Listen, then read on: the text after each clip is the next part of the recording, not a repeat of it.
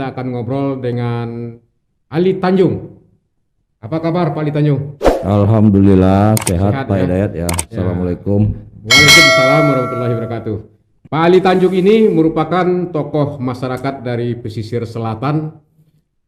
Proses kehidupannya sudah melanglang buana dari berbagai profesi ke profesi yang satu ke profesi yang lainnya, sehingganya akhirnya dipercaya oleh sebagian besar masyarakat pesisir selatan sebagai anggota DPRD Provinsi Sumatera Barat. Jadi saya dilahirkan di Pekanbaru, Pekanbaru Riau, tanggal 23 Januari.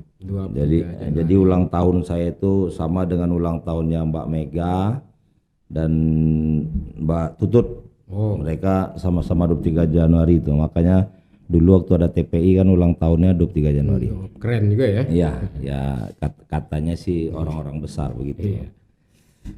Kemudian lahir di Pekanbaru, SD di Pekanbaru, tahun sampai tahun 81.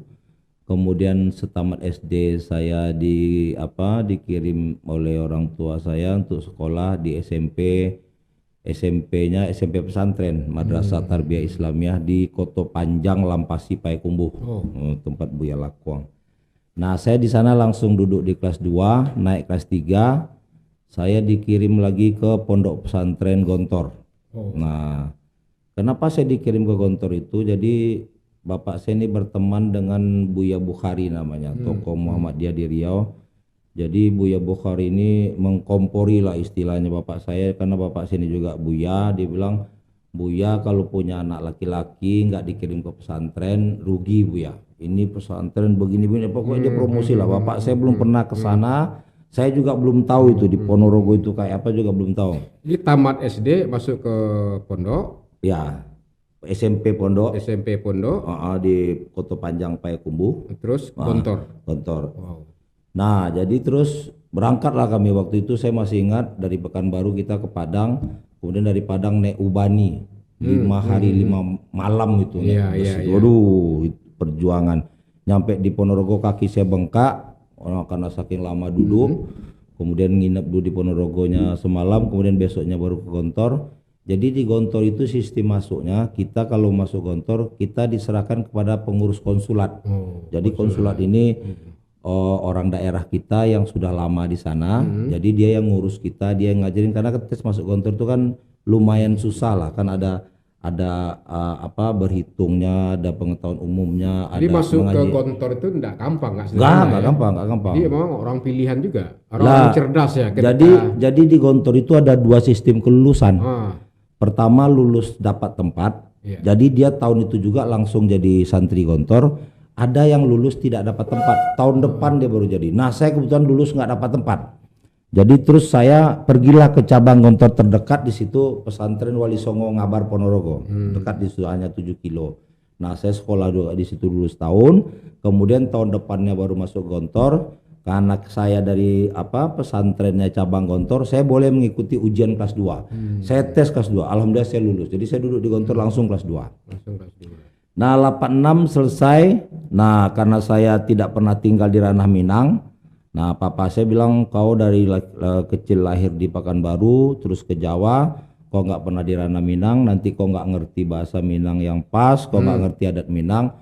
Dikirim saya belajar di Tanah Datar, Batu Sangkar, Sekolah Tinggi Ilmu Dakwah. Kira umur berapa itu kira? Tamat Gontor itu, tamat SMA berarti. Oh, SMA berarti. Ya, tamat SMA. Nah, masuklah di situ saya, karena di Gontor tidak ada ijazah, akhirnya saya ikutlah di sana ujian ekstranai, nama ujian persamaan di Sanawiyah Negeri Sungai Jambu. Kemudian ikut persamaan aliyahnya di Man Batu Sangkar 2 itu di Sungayang. Di Sungayang. Jadi saya cukup ngertilah daerah situ, daerah Tanah Datar itu. Setelah tamat saya selesai 91, alhamdulillah dengan IP bagus, balik ke Jakarta. Nah, mulailah bekerja. Nah, saya ngambil fakultas dakwah, jurusannya penerangan dan penyiaran agama Islam. Jadi sebenarnya harusnya jadi penceramah. Penceramah, Harusnya. Dulu waktu kuliah saya suka ceramah. Habis itu tanah datar semua kita ceramah pergi. Wajib karena di situ wajib kita ceramah. Selama bulan puasa nggak boleh kosong, bulan puasa terus full. Berarti ceramah. Buya besar juga nih Pak Ali Tanjung ya? Buya besar sih enggak ya? Enggak lah, kita enggak mau. Tapi kenapa nak dipanggil Buya? Pak Ali Tanjung ya, Pak Ate, akrabnya Pak Ate. Iya, karena kalau di Sumatera Barat ini kan Buya itu kan berarti kan orang yang pemahaman agamanya tinggi sekali gitu. Pak Ali tinggi kok, tapi SD pesantren saya, sampai ke Gontor. Saya memang nggak mau, Alia. saya nggak mau dipanggil Buya. Saya tidak mau dipanggil Buya. Nggak mau dipanggil Buya karena saya ini punya lain. Jadi saya punya berpikir lain. Dulu waktu saya kuliah, saya suka ceramah di masjid-masjid, keliling di masjid-masjid. Setelah saya dewasa, saya berpikir begini, kalau orang yang datang di masjid itu udah jelas pasti orang pengen baik. Tidak ada orang yang tidak pengen tobat, pengen baik datang ke masjid. Nah, jadi, yang jadi pemikiran saya terus yang nggak mau datang ke masjid, siapa yang menjamah mereka? Yang mereka dari pagi sampai malam duduk di lapau aja ngobrol atau bermasyarakat saja, tapi tidak pernah mau ke masjid. Nah, jadi mereka ini siapa yang menyentuh? Tunggu bentar. Jadi biasanya ceramah di masjid, jemaah itu pasti ingin baik. Pasti sudah baik. Ke masjid. Pasti. Dan Pak Ali ceramah di sana. Dulu waktu saya kuliah ya. Sekarang, setelah ceramahnya medannya di lapau. Di lapau. Oh, berubah ya? Di tempat-tempat yang nggak di masjid. Karena saya pikir kalau yang di masjid sudah beres sama buya-buya. Karena mereka juga yang datang ke masjid juga sudah niat pengen baik. Begitu. Medan ceramahnya berbeda. Medan ceramahnya berbeda. Saya biarlah berceramah di lingkungan masyarakat biasa, di pasar-pasar, di lapau-lapau, atau di kalangan mereka yang tidak pernah datang ke masjid lah. Bagaimana hasilnya? Ada yang tobat, alhamdulillah misalnya, atau bagus. bertambah tidak tobat misalnya? Karena begini, sebetulnya ceramah itu intinya adalah kita kan mengajak di dalam Islam. Berdakwah itu lebih potensi dakwah bilhal. Dakwah bilhal itu memberi contoh. Memberi contoh, bukan banyak cerita. Kalau banyak cerita, apalagi masyarakat sekarang, anak muda sekarang, kalau kita banyak cerita dia nggak percaya. Harus turun dulu. Harus kasih contoh. Gitu ya. Kita nggak usah banyak bicara, ya kan? Kalau kita pengen nunjukin ngajak mereka sholat berjamaah, waktu azan kita langsung ke masjid. Nah, nggak usah kita ajak dia, kita kasih contoh aja terus gitu. Lama-lama akhirnya mereka ngikut. Nah, jadi sekarang ini anak-anak muda pintar-pintar, kritis-kritis karena mereka kalau kita berceramah mereka bisa buka YouTube, ini Buya ini betul nggak ceramahnya ini. Dia bisa kasih banding, nanti dia lihat ceramahnya Ustaz Abdul Somad, dia lihat ceramah Buya ini sama nggak ini pengajiannya. Oke, Pak Ali. Siap. Saya ingin tahu nih sedikit suasananya. Gontor ini kan pada masa lalu kan pesantren yang cukup ternama di Asia.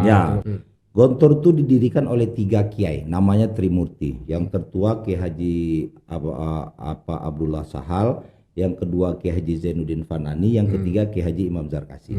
Nah, yang tertua ini umurnya singkat.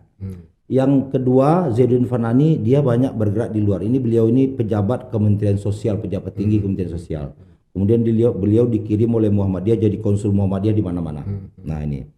Nah, Pak Kiai Abdullah Sahal ini dia aliran agamanya Nahdlatul Ulama. Nah, NU.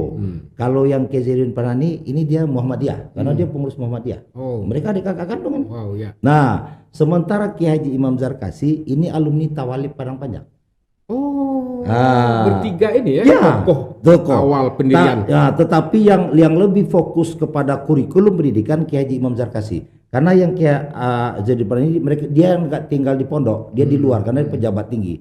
Yang tertua ini tinggal di pondok. Nah, kemudian ketika Kiai Gontor ini diundang oleh Cokro Aminoto waktu itu, Cokro Aminoto menyampaikan bahwa akan ada konferensi ulama Islam sedunia. Siapa kita utus? Nah, ketika itu para ulama ini susah memilih utusan. Utusan itu kenapa susah? Satu orang, karena tidak ada ulama waktu itu yang bisa bahasa Inggris dan bahasa Arab. Jadi akhirnya dipilihlah 2 orang, satu yang bisa bahasa Inggris, satu yang bisa bahasa Arab. Nah, kiai saya akhirnya berpikir kalau gitu kita harus bikin pesantren yang santrinya bisa bahasa Inggris dan bisa bahasa Arab sekaligus. Itu awalnya. Nah, kemudian sistem apa kurikulum yang dia dapat oleh Kiai saya di Tawalib itulah yang dibawa ke Gontor. Jadi buku pelajaran kami di Gontor tuh banyak yang terbitan dari Saadia Putra Padang Panjang. Nah, karena dia apa usul fikihnya diambil dari situ. Kemudian ada yang Kiai bikin sendiri, kalau pelajaran bahasa Arab itu beliau bikin sendiri Durusul Lugha. Itu beliau ngarang. Jadi awalnya dasar-dasar mata pelajaran lah bahasa Arab itu dari Tawalib. Dari Tawalib. Setelah itu di Gontor kabarnya dapat juga kegiatan di perusahaan bongkar muat ya di Jakarta. Ya. Itu kan dunia yang sangat keras itu. Nah, jadi gimana ceritanya Pak Ali? Jadi saya ketika sudah selesai kuliah, kebetulan papa saya tinggal di Jakarta, saya balik ke Jakarta. Nah, papa saya ini orangnya keras, Pak Ria. Jadi saya ini kebetulan anak laki-laki satu-satunya. Tapi papa saya ini dia orang Minang yang sangat patuh sama adat, dan dia beragama taat, fanatik. Nah, dia tidak boleh kasih manja anak laki-laki karena dia bilang anak laki-laki itu bakal jadi kepala rumah tangga. Jadi saya waktu 3 bulan saya selesai kuliah, papa saya berangkat haji, kemudian saya mulai kerja. Itu mobil saya pakai lah. Mobil papa saya itu ada beberapa biji di rumah. Tanpa seizin papa? Tanpa seizin papa. Tapi saya tidak main-main untuk kerja ya. Dia pulang terus dilaporin mobil dipakai, saya langsung diusir. Dari rumah? Dari rumah. Dia bilang papa sudah kuliahkan kau sampai sarjana. Nah, nggak ada kewajiban disuruh untuk sampai sarjana. Cuma kalau anak laki-laki hanya sampai balik berakal. Sekarang kau pergi katanya. Saya pergi. Saya dagang kaki lima di Tanah Abang. Saya jadi sopir taksi. Akhirnya saya dapat kerja di Bank Sentris. Dari sopir taksi jualan kaki lima bisa ke bank. Nah, jadi ada ceritanya. Jadi ada orang Chinese Padang, alumni Prayoga dan Bosco Padang ini, dia akademi perbankan di Prayoga ini. Nah, dia walaupun dia Chinese, saya dekat sama dia udah seperti abang kandung saya lah. Nah, terus dia telepon saya, dia biasa bahasa Minang, saya, "Wang di mana?" "Ada abang di Jakarta." "Udah kerja Wang?" "Belum." "Mau Wang kerja di bank?" "Mau." Nah, bikinlah lamaran. Jadi saya bikinlah lamaran. Nah, saya kan mikir ini yang punya bank ini orang Palembang, turunan Chinese juga. Jadi saya bikinlah lamaran saya pakai bahasa Inggris. Karena saya pikir pasti orang jarang bikin lamaran bahasa Inggris. Jadi jurusan saya kan penerangan dan penyiaran agama Islam. Itu saya bahasa Inggris kan. Tapi agama Islamnya enggak, ini saya bikin jurusan saya itu graduate of fakultas dakwah, dakwah faculty, majoring in information and broadcasting, kan penerangan dan penyiaran. Jadi ditanya sama personalianya, "Anda mau diwawancara pakai bahasa Indonesia apa bahasa Inggris?" "Saya pengen bahasa Inggris." Wah, gara-gara itulah lulus lah saya. Lulus langsung ya. Tapi waktu dia tanya mata pelajaran kan ada itu tafsir hadis. "This is what kind of studying?" katanya. "Tafsir hadis." Karena dia Chinese, dia kan nggak ngerti kan. Saya bilang begini, "Oh, this is the study from my faculty because my faculty is under Islamic Foundation." Nah, jadi saya bilang ini pelajaran yang diarahkan dari fakultas, karena fakultas saya ini di bawah Yayasan Islam. Oke, I see katanya. Nah, so this is the special study. Oke. Nah, luluslah, terima, saya kerja. Habis itu ribut nih. Direktur operasi sama direktur marketing berebut. Kata direktur marketing, saya taruh di marketing. Kata direktur operasi, enggak, jangan. Dia untuk apa? Jadi saya mau saya itu masuk manajemen development career. Jadi saya diprogram untuk jadi manajer. Jadi saya harus melewati semua bagian di bank itu. Nah, jadi kata bagian operasi, dia dimasukkan operasi dulu. Nanti kita pindahkan. Jadi saya tiap bulan pindah bagian. Pertama masuk di teller, kemudian customer service, kemudian bagian operasi, gitu terus. Akhirnya setelah saya menguasai bagian operasi, setahun kemudian saya masuk ke marketing, langsung pangkat saya dinaikkan 2 kali lipat jadi manajer. Jadi di bank itu kita pertama masuk. Ilmu dari mana dapat bank pesantren masuk ke bank, ilmu mana? Nah, sebelum waktu saya masih nganggur itu, saya ngambil extension perbankan 1 tahun. Nah, di NBA Business College. Nah, ada dasar. Jadi saya berani juga ya. Nah, di dasar. Nah, jadi ini bank betul-betul karena bank swasta, asal kita bekerja bagus, saya naik pangkat tiap bulan. Orang naik pangkat tiap tahun, saya tiap bulan. Jadi dalam setahun itu, awalnya S1 kita dapat grade 7, itu dalam setahun saya udah dapat grade 17. Saya langsung jadi manajer, udah dapat mobil dinas. Waktu Pak Edet, wah Pak Edet ingat waktu itu Kijang yang apa ini Grand Extra baru keluar. Wah itu saya langsung mobil dinasnya. Saya berapa lama di bank? 5 tahun. 5 tahun. Nah terakhir saya kepala cabang, karena kepala cabang saya yang tadi yang Chinese itu yang kayak saudara sama saya itu, dia merit saya ngaturin, kemudian dia bulan madu, saya di PLT. Nah waktu saya PLT kepala cabang itulah bank saya dilikuidasi 98. Terus cerita jadi lawyer gimana ceritanya? Jadi waktu saya waktu kuliah di Fakultas Dakwah itu, saya udah minta sama papa saya mau ambil kuliah 2 Fakultas Hukum. Papa saya nggak kasih, jadi kata papa saya, sudah kau selesaikan S1 dulu, nanti kau balik ke Jakarta, kau ngambil S2 di Jakarta aja, katanya gitu. Tapi ternyata 3 bulan kita udah diusir kan, nggak jadi lah kan.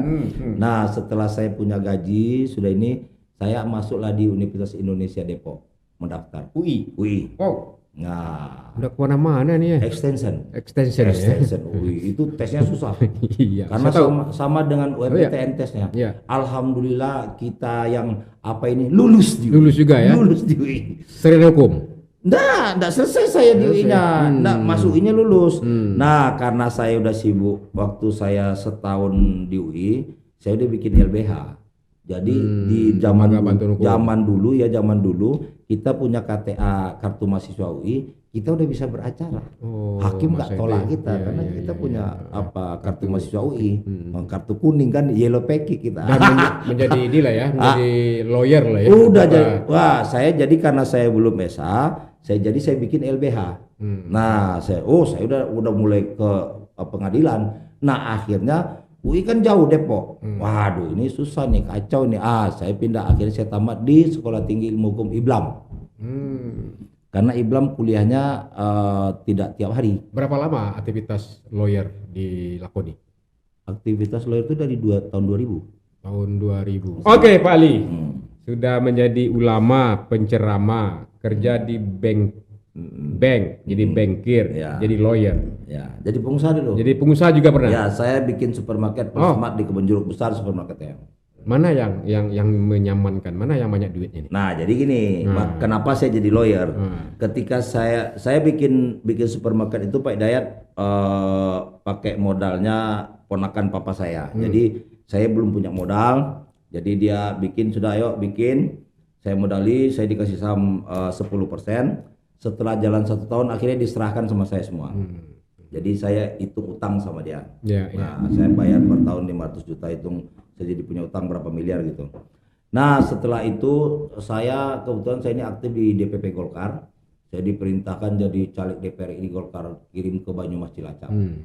Nah pulang dari itu 2004 itu saya dari bawah dari Golkar, karena saya ini keturunan Golkar, papa saya sekber Golkar, papa saya dari Brimob sekber Golkar di Riau. Kemudian akhirnya saya di Jakarta jadi pengurus Golkar juga, sampai saya jadi DPP waktu Bang Akbar jadi ketua umum. Nah saya diperintahkan kau jadi caleg di sana DPR RI Banyumas Cilacap. Nah pulang apa kita nggak menang karena zaman itu zaman nomor urut. Nah saya nomor bawah dikasih kan, yang menang itu Bang Slamet Effendi Yusuf sama Dito Ganinduto. Sampai sekarang masih jadi DPR RI dia, kalau Bang Slamet udah meninggal. Nah terus saya berpikir kalau saya mau buka usaha lagi, saya udah habis modal. Sementara selama ini saya jadi lawyer, saya tidak pakai modal. Lawyer itu modalnya ini sama ini. Nah, modalnya mulut sama ini. Logika hukum. Logika hukum. Dan akhirnya saya berpikir lebih baik saya jadi lawyer. Akhirnya saya ini buka kantor lawyer, Ali Tanjung and Associate. Udah nggak join lagi. Tadi tuh waktu LBH join, habis itu sebelum itu join lagi bertiga, pecah terus.